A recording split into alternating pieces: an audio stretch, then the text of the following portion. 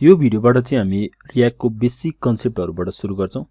So सुरुमा चाहिँ सबैभन्दा पहिला हामी कम्पोनेन्ट भनेको के हो हेर्छौं। कम्पोनेन्ट चाहिँ बेसिकली रियाक्टको बेसिक नै पार्ट नै हो। सो त्यही भएर चाहिँ हामी कम्पोनेन्टतिर जान्छौं। सो त्यसको लागि चाहिँ मैले एउटा पिक्चर बनाएको छु यसमा सेक्सन छुटाएर एउटा कुनै एप्लिकेसनको एक्जाम्पल दिएर। सो कुनै पनि एप्लिकेसन चाहिँ रियाक्टबाट बनेको छ अथवा कुनै पनि वेबसाइट चाहिँ रियाक्टबाट बनेको छ भने त्यसमा चाहिँ हामीले कमनली भनेको एउटा हेडरको सेक्सन अथवा फुटरको सेक्सन अनि बिचको कन्टेन्टहरु चाहिँ देख्न सक्छौं। सो यो हेडरको सेक्सन फुटरको सेक्सन अथवा यो साइड बारहरु यो सबै चाहिँ एउटा पार्ट अथवा यो सेक्सन अथवा पार्ट चाहिँ कम्पोनेन्ट मिलेर बनेको हुन्छ। कम्पोनेन्ट चाहिँ जस्तै हाम्रो चाहिँ एउटा के गर्दाखेरि भन्दाखेरि एउटा कोड लेख्दाखेरि चाहिँ एउटा कम्पोनेन्ट हुन्छ जुन चाहिँ यो जस्तै हामी हेडर भनेर बनाउँछौं। अनि त्यसमा चाहिँ अब कति चीज फंक्सन लेख्नु पर्ने फंक्सनको काममा जस्तो मैले ओभर गर्दा के गर्ने अथवा त्यो बटम क्लिक गरे के गर्ने त्यो पार्टहरु सबै चाहिँ यो कम्पोनेन्ट भित्र लेख्छौं जुन चाहिँ अहिले हामी पछि कोडमा गएर हेर्छौं। त्यस्तै गरी साइड बारतिर पनि अब कम्पोनेन्ट भित्र पनि अरु फर्दर कम्पोनेन्ट हुन सक्छ। साइड बारको चाहिँ अझै नेस्टेड फर्दर कम्पोनेन्ट हुन सक्छ। तिनीहरुले भन्छ चाइल्ड कम्पोनेन्ट भन्छ। अनि त्यस्तै गरी कन्टेन्ट भित्र पनि फर्दर चाइल्ड कम्पोनेन्ट हुन सक्ने भयो। फुटरतिर पनि चाइल्ड कम्पोनेन्ट हुन सक्ने भयो। यसरी चाहिँ एउटा कम्पोनेन्ट मिलेर चाहिँ होल एप्लिकेसन बन्ने भयो जुन चाहिँ अहिले म पछि एउटा कुनै वेबसाइटमा गएर देखाउन सक्छु। अनि त्यस्तै गरी अर्को भनेको चाहिँ हामीसँग छ कम्पोनेन्टको टाइप। रियाक्टमा चाहिँ दुईटा खालको कम्पोनेन्ट छ जुन भनेको चाहिँ एउटा फंक्सनल कम्पोनेन्ट भन्छ अर्को भनेको क्लास बेस्ड कम्पोनेन्ट भन्छ। अब अहिले चाहिँ हामीले जति पनि कोडहरु गर्छौं जति पनि कामहरु गर्छौं जति पनि अफिसमा हामीले कामहरु गर्छौं त्यो सबै चाहिँ फंक्सनल बेस्ड कम्पोनेन्टमा कोड लेखेर बनाउँछौं। त्यस्तै गरी क्लास बेस्ड कम्पोनेन्ट चाहिँ कहिले युज हुन्थ्यो भन्दाखेरि चाहिँ 2018 तिर चाहिँ हुक्स इन्ट्रोड्युस भयो। त्यसपछि मोस्टली भनेको चाहिँ एकदम फंक्सनल बेस्ड कम्पोनेन्ट चाहिँ एकदम पपुलर भयो। त्यसको पनि रिजन छ। क्लास बेस्ड कम्पोनेन्ट र फंक्सनल बेस्ड कम्पोनेन्टमा चाहिँ मेनली भनेको चाहिँ पहिलो 2018 भन्दा अगाडि चाहिँ के डिफरेन्ट थियो भन्दाखेरि चाहिँ क्लास बेस्ड कम्पोनेन्टमा चाहिँ हामी फंक्सनलिटीहरु सबै लेख्थ्यौं। जस्तै बटम क्लिक गर्दाखेरि चाहिँ के गर्ने त्यो कामहरु पनि लेख्न मिल्थ्यो। तर फंक्सनल बेस्ड कम्पोनेन्टमा चाहिँ हामी बटम क्लिक गर्दा चाहिँ के गर्ने त्यसको पुरै लोजिकको पार्टहरु सबै त्यो चीजहरु चाहिँ 2018 भन्दा अगाडि लेख्न मिल्दैन। 2018 मा यो लोजिकहरुको सबै पार्ट चाहिँ फंक्सनल बेस्ड कम्पोनेन्टमा लेख्न मिल्ने भयो जुनलाई चाहिँ हुक्स भनेर इन्ट्रोड्युस गराएको थियो। अनि त्यसपछि चाहिँ हामीले फंक्सनल बेस्ड कम्पोनेन्टमा जति पनि क्लास बेस्डमा जति पनि कामहरु गर्थ्यौं लाइफ साइकलहरु हुन्थ्यो त्यो सबै चीजहरु चाहिँ फंक्सनल बेस्ड कम्पोनेन्टमा इन्क्लुड गर्यो। अनि त्यसपछि अर्को भनेको फर्दर मेन रिजन छ अनि कोड चाहिँ एकदम सर्ट हुने भयो फंक्सनल बेस्ड कम्पोनेन्ट जुन चाहिँ हामी फंक्सन बनाएर गर्छौं। अनि त्यही कारणले गर्दा पनि फंक्सनल बेस्ड कम्पोनेन्ट चाहिँ एकदम नै पपुलरमा आयो जुन चाहिँ अहिले हामीले करेन्टली युज गर्छौं। अब क्लास बेस्ड कम्पोनेन्ट त्यसपछि सिक्न जरुरी छैन भन्ने तपाईहरुको मनमा आउला हैन। तर क्लास बेस्ड कम्पोनेन्ट पनि सिक्न जरुरी छ। किन जरुरी छ भन्दाखेरि चाहिँ जस्तै तपाईहरु चाहिँ कुनै अफिसमा जॉइन गर्नुभयो त्यहाँ गएर काम गर्नुभयो त्यहाँ गएर काम गर्दाखेरि चाहिँ तपाईले चाहिँ सधैं नयाँ प्रोजेक्ट दिन्छ भन्ने छैन। पुरानो प्रोजेक्ट पनि देला हैन। पुरानो प्रोजेक्ट 4-5 वर्ष अगाडिको प्रोजेक्ट होला। 4-5 वर्ष अगाडि प्रोजेक्ट त सबै क्लास बेस्ड कम्पोनेन्टमा लेखा हुन्छ। तपाईले त्यो केसमा चाहिँ क्लासहरु सबै क्लास बेस्ड कम्पोनेन्ट कसरी काम गर्छ लाइफ साइकल कसरी लेख्छ त्यो सबै पार्टहरु चाहिँ तपाईले चाहिँ बुझ्नु जरुरी छ। सो त्यही भएर चाहिँ हामी दुईटै पार्टहरु चाहिँ हेर्छौं। अब फर्दर चाहिँ म तपाईहरुलाई एउटा एक्जाम्पल देखाउँछु। एक्जाम्पलमा चाहिँ जस्तै जानु पर्दाखेरि चाहिँ कुनै रियाक्टको मैले के रे डकुमेन्टको वेबसाइटमा गए। अब यसमा चाहिँ हामी माथि देख्न सक्छौं। माथि भनेको चाहिँ एउटा हेडर छ। यो हेडरमा जस्तै मैले डकहरुमा अर्को पेजमा जान मिलिरहेछ हैन। त्यो पार्टहरु चाहिँ सबै पार्ट चाहिँ यो कम्पोनेन्टले हेडर कम्पोनेन्टले चाहिँ ह्यान्डल गरे हुन्छ। जस्तै यसमा चाहिँ साइड बारहरु देख्न सक्नुहुन्छ। साइड बारमा मैले जस्तै यहाँ चाहिँ के छ भन्दाखेरि चाहिँ जस्तै यसलाई क्लिक गर्दाखेरि चाहिँ जस्तै म चाहिँ डक्समा गए डक्समा मैले क्लिक गर्दाखेरि चाहिँ यसरी ओपन गर्ने क्लोज गर्ने यो सबै लोजिकहरु चाहिँ एउटा कम्पोनेन्ट भित्र चाहिँ ह्यान्डल गरे हुन्छ।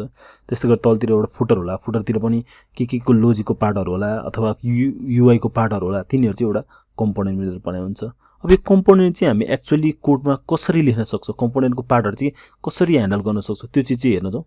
त्यसको लागि चाहिँ मैले VS कोड खोले जुन भनेको चाहिँ हाम्रोसँग यता छ। यसमा चाहिँ जस्तै हाम्रो सोर्स भन्ने फोल्डर छ।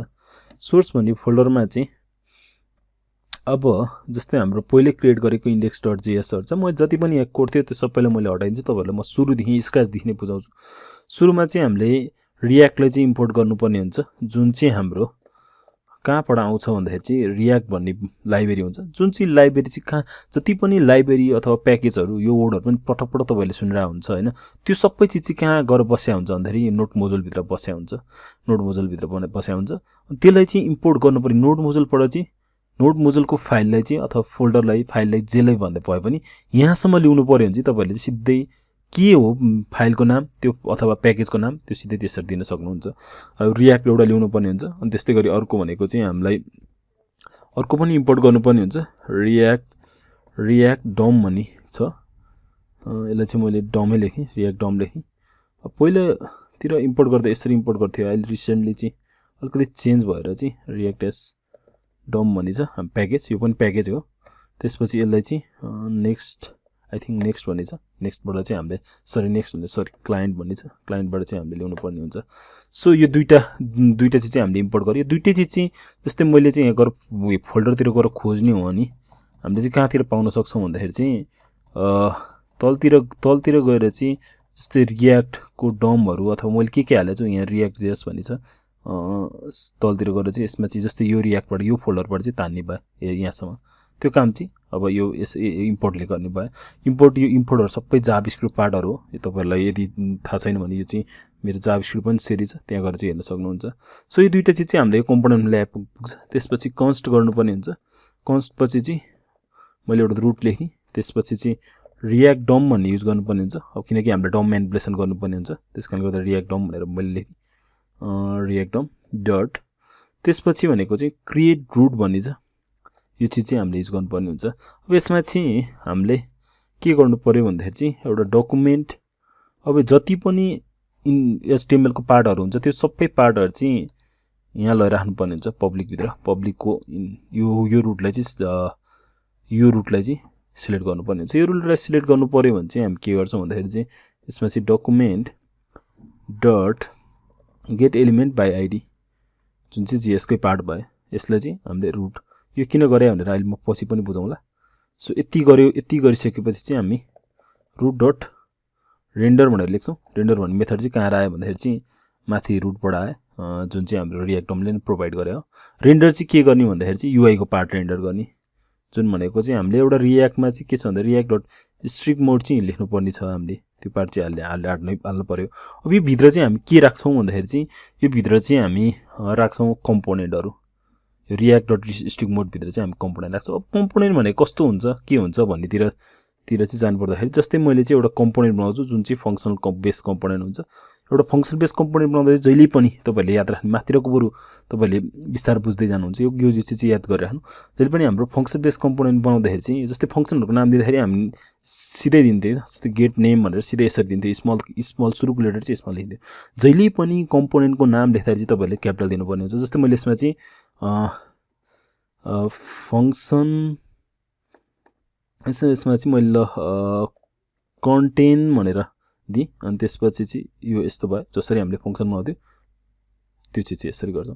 अब यसमा चाहिँ एउटा रिटर्न भनेर पार्ट लेख्नु पर्ने हुन्छ। रिटर्नमा चाहिँ मैले h1 रिटर्न गर्ने भनेर लेख्छौं। जस्तो हेलो कम्पोनेन्ट भनेर लेखेँ मैले यता। यति गर्यो भने चाहिँ हाम्रो एउटा कम्पोनेन्ट चाहिँ बन्यो। अब यो रियाक्ट डट स्ट्रिक्ट मोड भित्र चाहिँ हामीले कम्पोनेन्टलाई कल गर्नुपर्ने हुन्छ। त्यसकारणले गर्दा चाहिँ मैले कन्टेन्ट भने जुन मैले बनाएको छ त्यसलाई चाहिँ कल गर्दै कम्पोनेन्ट बनाउनु पर्यो भने यसरी बनाउनु पर्यो। कम्पोनेन्टलाई चाहिँ कल गर्नु पर्यो भने चाहिँ जसरी हामीले HTML ट्यागहरु लेख्छौं त्यसरी चाहिँ कल गर्नु पर्यो। यति चीज चाहिँ तपाईहरुले चाहिँ याद राख्दा हुन्छ।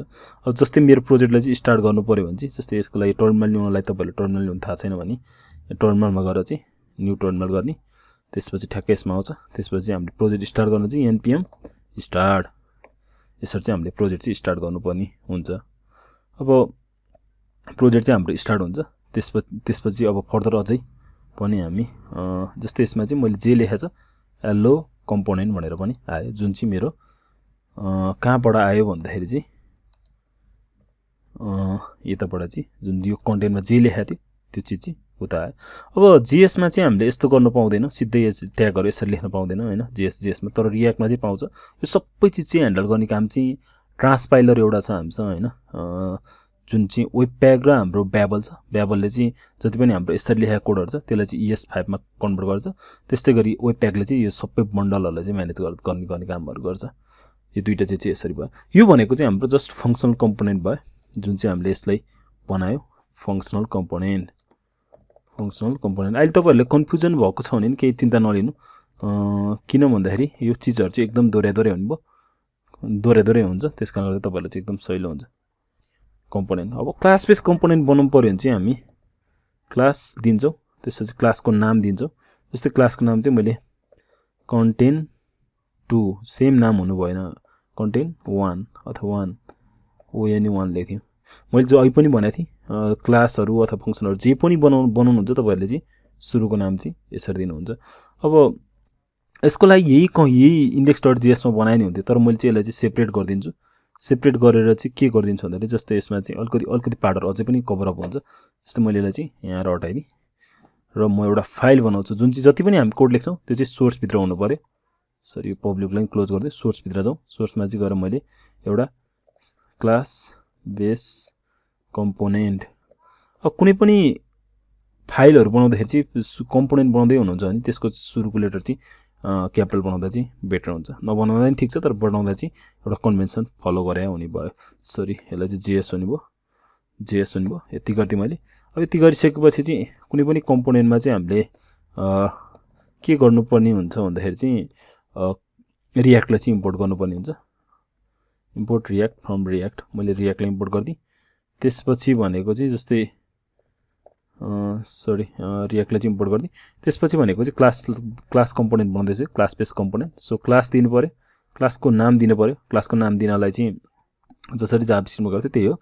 मैले चाहिँ कन्टेन्ट 1 भनेर दिएँ अथवा ONE 1 भनेर दिएँ, उता दिनलाई यस्तै गरी। त्यसपछि क्लास बेस कम्पोनेन्टमा चाहिँ के छ भन्दाखेरि चाहिँ हामीले रियाक्टले जति पनि फिचरहरू दिएको छ त्यसलाई चाहिँ इम्पोर्ट गर्नुपर्ने हुन्छ, जुनलाई चाहिँ मैले एक्सटेन्ड भन्ने छ। एक्सटेन्ड भने चाहिँ हाम्रो इनहेरिटेसनको लागि भयो।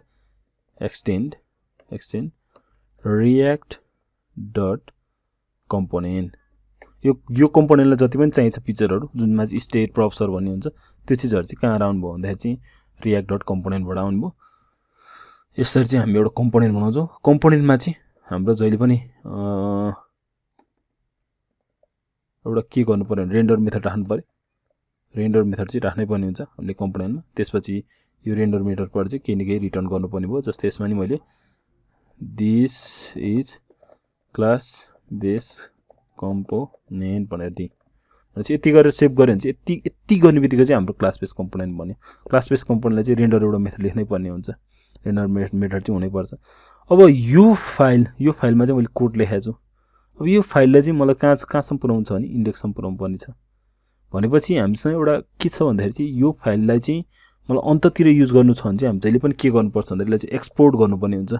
जस्तै हाम्रो विदेशबाट केही सामान एक्सपोर्ट गरेर यस्तै गरी मैले यसलाई के गर्दैछु भने क्लासलाई पनि एक्सपोर्ट गर्दैछु भने चाहिँ एक्सपोर्ट एउटै चिजलाई मात्र एक्सपोर्ट गर्दैछौँ भने चाहिँ हामी के लेख्छौँ भने के किवर्ड लेख्छौँ भन्दा डिफल्ट भन्ने किवर्ड छ हामीसँग। डिफल्ट भन्ने यहाँ सजेसनमा आइसकेको थियो, कहाँ गयो DEFAULT डिफल्ट। त्यसपछि डिफल्ट भने चाहिँ त्यसपछि केलाई एक्सपोर्ट गर्ने भन्दाखेरि यो क्लासको नाम यहाँ छ जिन्दाबाद।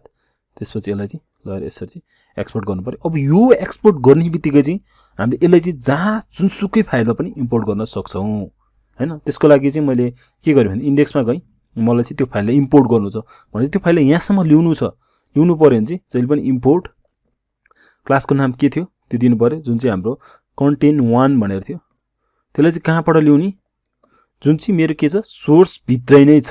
सोर्सभित्र नै छ भने चाहिँ तपाईँहरूले के गर्नुपर्ने हुन्छ अनि यसलाई चाहिँ ./